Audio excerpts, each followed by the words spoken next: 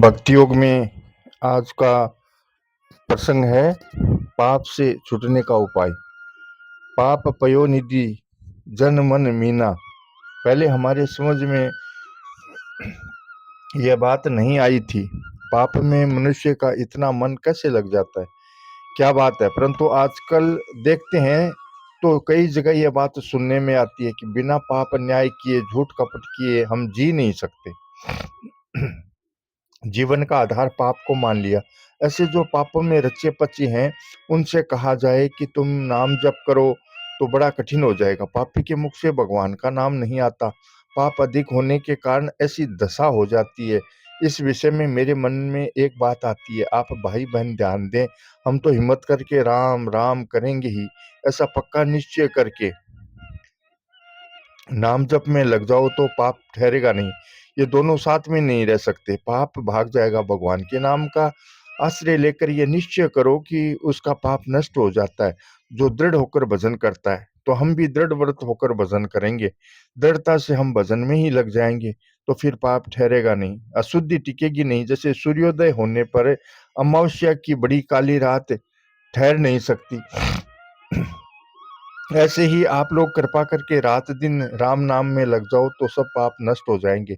एक संत थे, उनसे किसी ने पूछा, महाराज आप कहते हैं कि पाप मत करो, पाप तो हमसे छूटता नहीं, परंतु हमारे से पाप छूट जाए ऐसा कोई उपाय बतलाओ।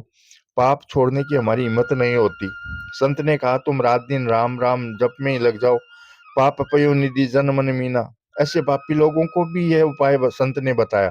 हमने तो परंपरा से सुना, उनसे इतना ही कहा गया कि तुम राम राम करो। मैंने सोचा कि देखो संतों की कितनी गहरी सूझ है, जो सीधा उपाय बता दिया कि राम राम में लग जाओ।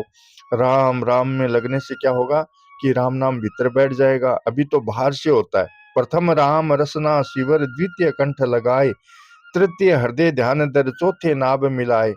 अधमद उत्तम प्रिय घर ठानु, चौथे अति उत्तम स्थानु। ये चहूं बिन देखे आश्रमा, राम भगति को पावे मर्म। ऐसे जब राम नाम भीतर उतरेगा तो भीतर जाने पर वह सब काम कर लेगा। शुद्धि, पवित्रता, निर्मलता, भगवान की भक्ति जो आनी चाहिए सब आ जाएगी। इसलिए गोस्वामी जी महाराज ने बड़ी विचित्र बात लिखी है, नाम जी है जब जागे ही जोगी। और कुछ नहीं तो जीभ से ही जपो। तज पस्त दर्थ भावनम। भगवान के नाम का जप करें और भीतर ही भीतर ध्यान होता रहे, उसका तो फिर कहना ही क्या। जीभ मात्र से नाम जपने से योगी जाग जाता है।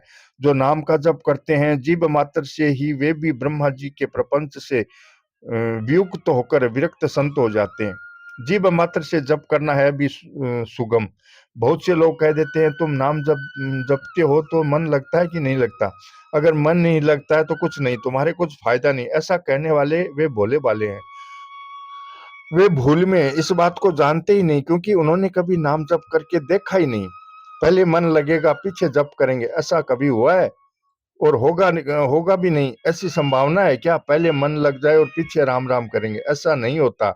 नाम जपते जपते ही नाम महाराज की कृपा से मन लग जाता है। हरि से लागा रहो भाई, तेरी बिगड़ी बात बन जाई। राम जी से लागा रहो भाई। इसलिए नाम महाराज की शरण लेनी चाहिए। जीभ से ही राम राम राम राम शुरू कर दो। मन की परवाह मत करो, परवाह मत करो। इसका अर्थ यह नहीं है कि मन लगाओ मत लगाओ। इसका अर्थ यह है कि हमारा मन नहीं लगा, इससे घबराओ मत कि हमारा जप नहीं हुआ। यह बात नहीं है, जप तो हो ही गया। अपने तो जपते जाओ। हमने सुना है, माला तो कर में फिरे, जीभ फिरे मुख माई। मनवा तो चारों दिशा फिरे, यह तो सुमिरन नाई। भजन होगा नहीं, यह कहाँ लिखा है? यहाँ तो सुमिरन नाई लिखा है। सुमिरन नहीं होगा, यह बात ठीक है, क्योंकि मनवा तो चौं दिशा फिरे। मन संसार में घूमता तो सुमिरन कैसे होगा? सुमिरन मन से होता है, परंतु यह तो जप नहीं कहाँ लिखा है। जप तो हो ही गया। जीव मात्र से भी अगर हो गया तो नाम जप तो हो ही गया। हमें एक संत मिले थे, वे कहते थे कि परमात्मा के साथ आप किसी तरह से ही अपना संबंध जोड़ लो, ज्ञान पूर्वक जोड़ लो और मन बुद्धि पूर्वक जोड़ लो, तब तो कहना ही क्या है। और नहीं तो जीभ से ही जोड़ लो, केवल राम नाम उच्चारण करके भी संबंध जोड़ लो, फिर सब कुछ ठीक हो जाएगा। अनिच्छा ही संस्पृष्टो तह दे, ये वही पावक है। बिना आग बिना मन के छू जाएगी तो भी वह जला ही देगी। ऐसे ही भगवान का नाम किसी तरह से ही लिया जाए, भाई कुभाई अनख आलस हूँ, नाम जपत मंगल दिशि दसूं। इसका अर्थ उल्टा नहीं लेना चाहिए कि हम कुभाव से ही नाम लें और मन लगाएं ही नहीं, बेगार खाते ऐसे ही नाम लें। श्री कृष्ण गोविंद। मन को भगवान में लगाओ, भगवान का चिंतन करो, पर न हो सके तो घबराना बिल्कुल नहीं चाहिए। मेरे कहने का मतलब यह है कि मन नहीं लग सका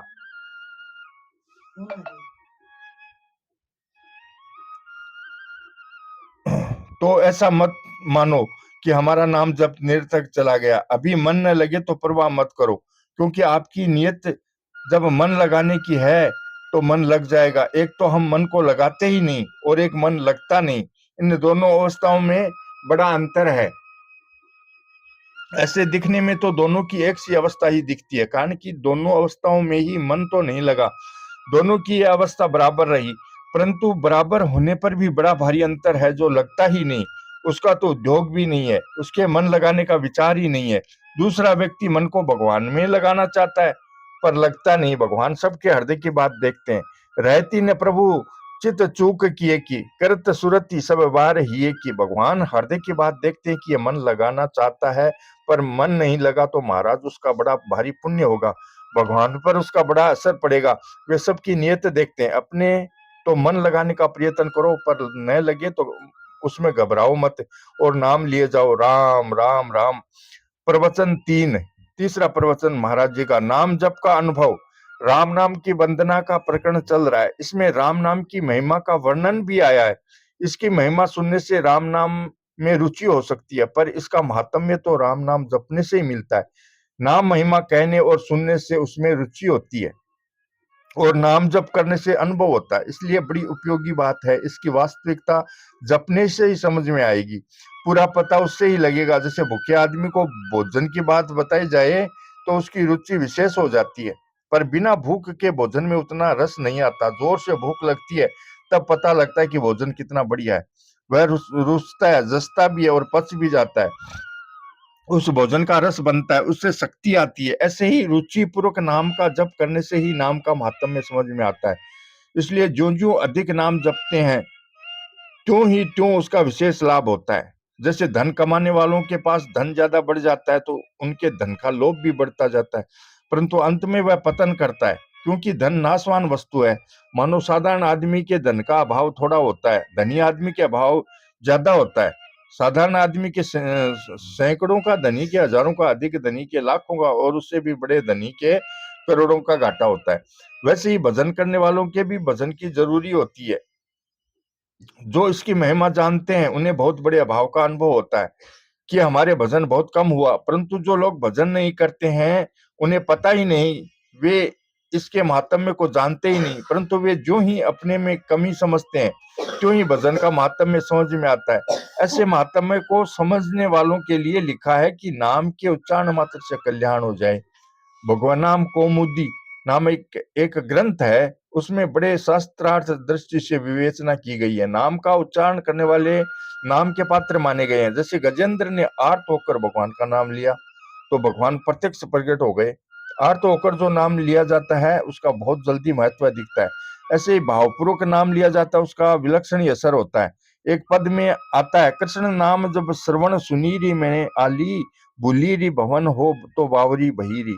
जिन गोपियों के हृदय में भगवान का प्रेम है वे उनका नाम सुनने से ही पागल हो जाती हैं, पता ही नहीं वे स्वयं मैं कौन हूं, कहाँ हूं। ऐसे ही भगवान नाम से भी ऐसी दशा हो जाती है। कल्याण के भूतपूर्व संपादक भाई श्री हनुमान प्रसाद जी पोद्दार की नाम निष्ठा अच्छी थी। कल्याण शुरू नहीं हुआ था, उस समय की बात है। किसी ने कह दिया राम नाम लेने से क्या होता है, तो उन्होंने कहा कल्याण हो जाता है। उसने कहा अर्थ समझे बिना क्या है, राम नाम अंग्रेजी में मेढा और भेड़ा का भी है। तब उन्होंने जोश में आकर कह दिया राम नाम से कल्याण होता है। ऐसे जोश में आकर कहने से उन्हें 8 पैर तक होश नहीं आया। खाना पीना टट्टी पेशाब सब बंद। इस बात से उनकी माँ जी बड़ी दुखी दुखी हो गई कि हनुमान के क्या हो गया। ऐसे जो भगवान नाम का नाम लेता है उसमें बहुत विलक्षणता आ जाती है। जिसकी नाम में रुचि होती है उसे पता लगता है कि नाम की महिमा क्या होती है। दूसरे को क्या पता नाम क्या चीज है, हर एक आदमी क्या समझे, नाम में रुचि ज्यादा होती है जप करने से। भजन करने से और उसमें तल्लीन होने से संत महात्माओं की वाणी में जो बातें हैं वे विलक्षण बातें स्वयं अनुभव में आने लगती हैं। संतों ने अलग अलग स्थानों पर अपना अलग अलग अनुभव लिखा है। एक बहन थी, उसने अपने नाम जप की ऐसी बातें बताई जो संतों की वाणी में भी नहीं मिलती। उसने कहा कि नाम जपते जपते जब शरीर में ठंडक पहुंचती है, सारे शरीर में ठंडा ठंडा झरना बहता है तथा एक प्रकार के मिठास और आनंद की प्राप्ति होती है। मैंने संतों की वाणी पढ़ी है पर ऐसा वर्णन नहीं आता जैसा उस बहन ने अपना अनुभव बताया। ऐसे ऐसे अलौकिक चमत्कार संत महात्माओं ने थोड़े थोड़े लिखे। वे कहाँ तक लिखे, जो अनुभव होता है वो वर्णन करने में आता नहीं, वे खुद ही जानते हैं। सो सुख जान ही मन अरुकाना, नहीं रसना पही जाए बखाना।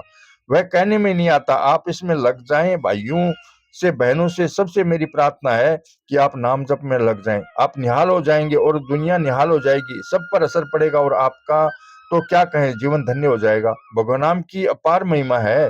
गोस्वामी जी महाराज आगे वर्णन करते हैं, वर्षा ऋतु रघुपति भगति तुलसी साली सुदास, राम नाम बर बरन जुग सावन भादव मास।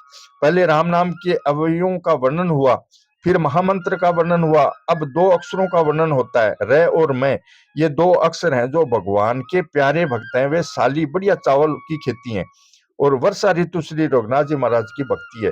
वर्षा ऋतु में ही वर्षा खूब हुआ करती है। चावलों की खेती, बाजरा आदि अनाजों की खेती से अलग होती है। राजस्थान में खेत में यदि पानी पड़ा रहे तो घास सूख जाए, पर चावल के खेत में हरदम पानी भरा ही रहता है, जिससे खेतों में मछलियां पैदा हो जाती हैं। साली के चावल बढ़िया होते हैं। चावल जितने बढ़िया होते हैं उतना ही पानी ज्यादा मांगते हैं, उनको पानी हरदम चाहिए।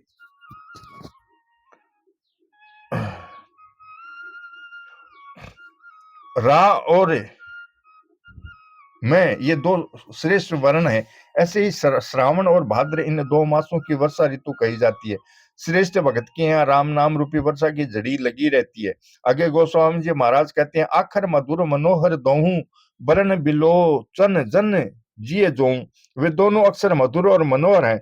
मधुर कहने का मतलब है कि रसना में रस मिलता है। मनोहर कहने का मतलब है कि मन को अपनी ओर खींच लेता है। जिन्होंने राम नाम का जप किया है उनको इसका पता लगता है, और आदमी नहीं जान सकते।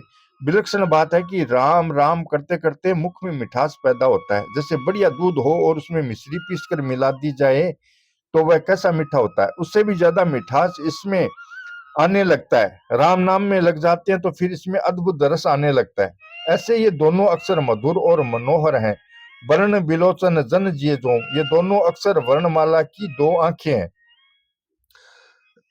शरीर में दो आंखें सबसे श्रेष्ठ मानी गई हैं। आंख के बिना जैसे आदमी अंधा होता है, ऐसे राम नाम के बिना वर्णमाला भी अंधी है। राम नाम जपते हुए बहन बहुत विलक्षण अनुभव होने लगता है। 6 कमलों में एक नाभि कमल है, उसकी पंखुड़ियों में भगवान के नाम है, वे भी देखने लग जाते हैं। आंखों से जैसे सब बाहरी ज्ञान होता है, ऐसे नाम जपने से बड़े बड़े शास्त्रों का ज्ञान हो जाता है। जिन संतों ने पढ़ाई नहीं की, शास्त्र नहीं पढ़े, वेद नहीं पढ़े, उनकी वाणी में भी वेदों की ऋचाएं आती हैं।